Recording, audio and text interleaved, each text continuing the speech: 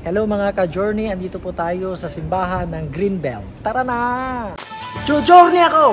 Sama kayo? Tara na, biyahe tayo. Halika, biyahe tayo. Nang ating makita ang ganda ng Pilipinas. Ang galing ng Pilipino. When there is no meaning, we stop ourselves with pleasure. If you are unhappy with this listening, you distract yourselves with pleasure.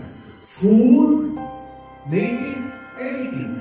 With friends or brothers and sisters, if you do not know that you are unhappy, He will never you. If you do not know that you are sick, He will never you. Be aware. Name it. Be humble. So you let me something. But I'm going to you.